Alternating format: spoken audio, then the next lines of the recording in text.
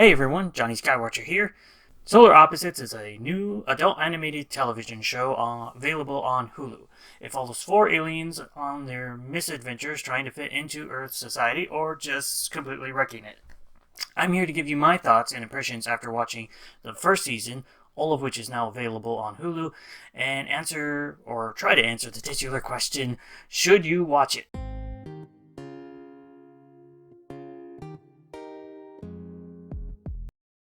So to start off, about the creators of the show, it's created by Justin Roiland and Mike McMahon.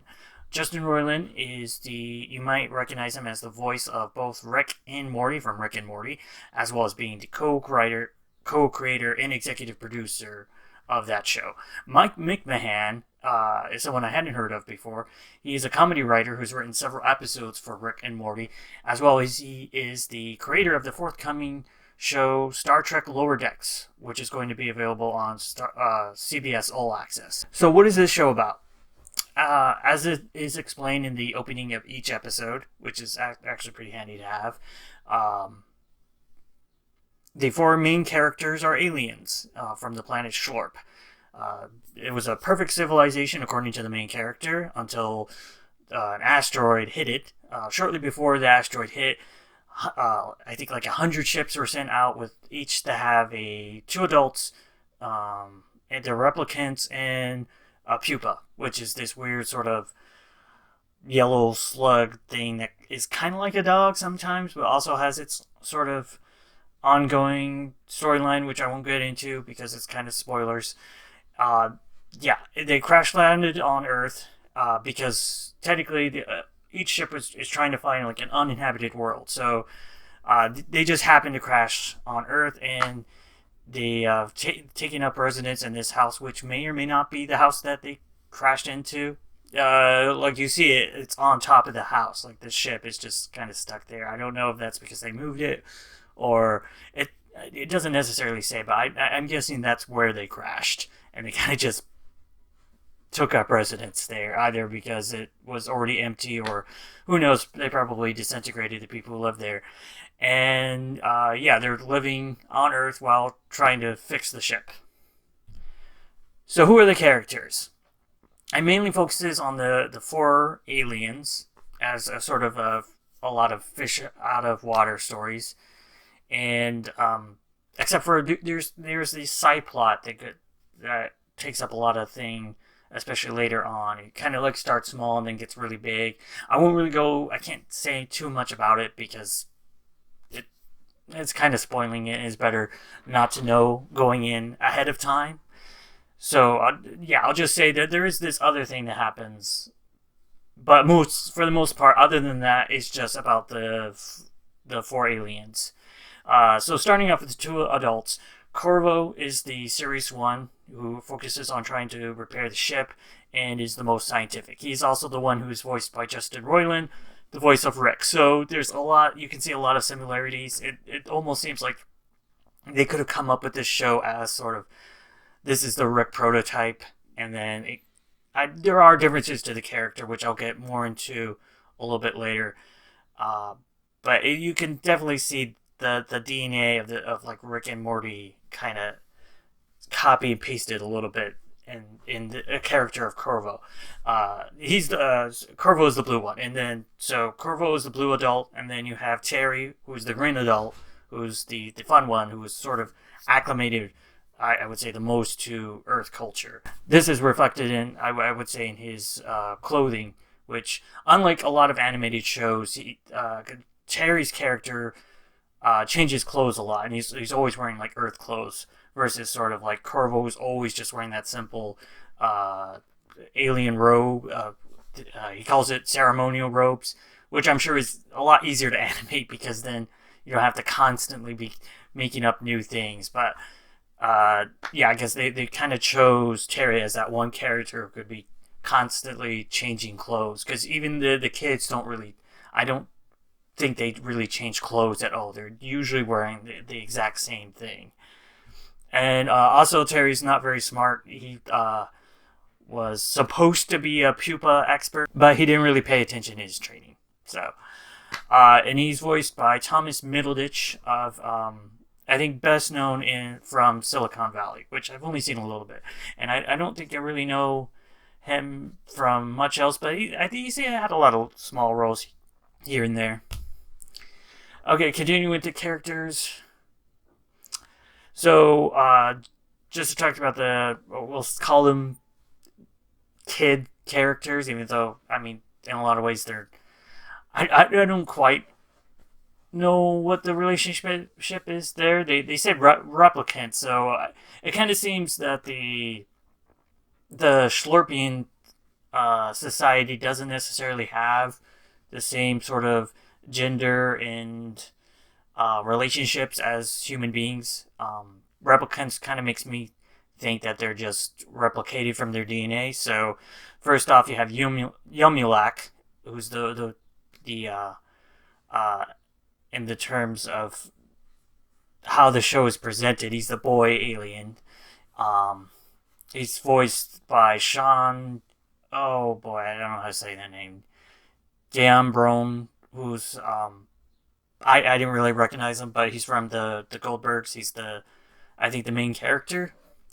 And then Jesse's the girl alien, and I'll say girl in quotations because the Schlorpians don't seem to really have gender in the same way. They do seem to have some sort of privates because they'll mention privates or sucking them or something like that. So they seem to have some sort of thing, but the show doesn't really go into that.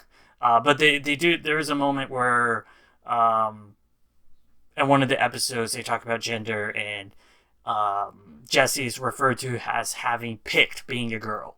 So assumingly, I assume when they first landed on Earth, they kind of observed what humans did, and they decided to present themselves as a gender. And Jesse's the only one who just decided to present herself as female, which is kind of interesting.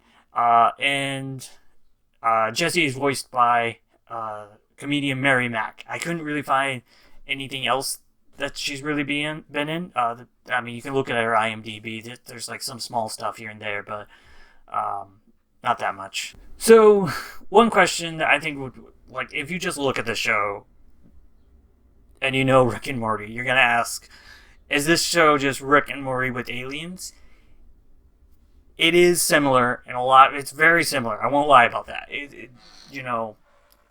If I'm sure that's how it was pitched.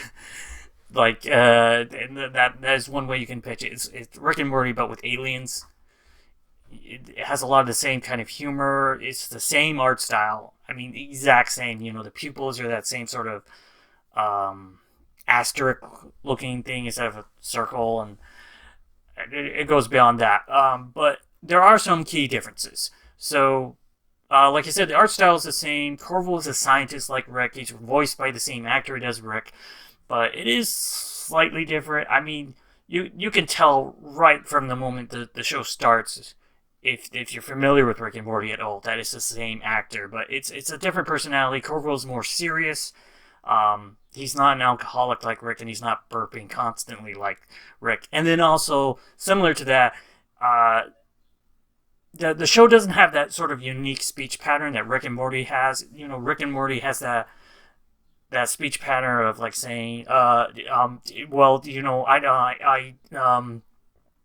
sort of thing, which this show doesn't really have that. I think it does maybe have a little bit of it, but for the most part, the writing is much more traditional dialogue. I think the only part I specifically remember that is in the opening where he says, space. But other than that, you don't really see that much of it. One of the differences is this show has more, I would say it has more continuity than Rick and Morty, and it has more of a ongoing arc with the pupil that I won't say too much. And at least what's presented in season 1, it seems to have like a overall arc that the series could have, which I would say Rick and Morty doesn't really have, especially not on a obvious level. And then to the point that recent episodes in Rick and Morty make it seem like it's probably not going to go there in terms of continuity and the way that fans wanted the show to go. So that's one thing Solar Differences does have, as at least the setting it up in just season 1, they're setting it up to be more continuity heavy. It'll we'll have to see if they have get a season 2, if they actually continue on with that, or if they do kind of become more disconnected as the show goes on. So the show is only 8 episodes, which is a nice small chunk to watch. You can pretty much watch in one sitting. Each episode is like, I think the traditional like less than 30 minutes, like 22 episodes probably. So it doesn't take that long to watch season 1. I would especially recommend it if you are a fan of Rick and Morty. Though it does have some like key differences. If there are certain things that turn you off about Rick and Morty, I wouldn't necessarily say ignore the show, especially the two things like that. If the dialogue in Rick and Morty really annoys you, especially like Morty and Rick saying it's not really in this show. Also, this show does have more ongoing storylines, like I said, and the other thing I would say about this show in terms of recommendations, it's similar to other adult animated shows that are out there currently. There's plenty of blood, cartoon blood, and vomit, but I never felt like it got too out of control like it does on some shows like Family Guy, where there's just like, I know they've had some episodes on Family Guy where there's just like characters just vomiting for like what seems like minutes. Just like 5-10 minutes of just characters just vomiting, and it's just completely gross and disgusting. And watching the show, I never felt like it got too out of hand. It always seemed, at least related to the story. Nothing's just like completely random. The violence seemed to do the job in telling the story rather than just being violent for violence sake. But keep in mind that this isn't a kid's show. So those were my final thoughts on Solar Opposites. Let me know if you decide to watch it, and if you have anything else that you would like me to check out, feel free to leave a comment, like the video. If you like this content and want to see more, hit that subscribe button, and I'll see you in the next video. Bye!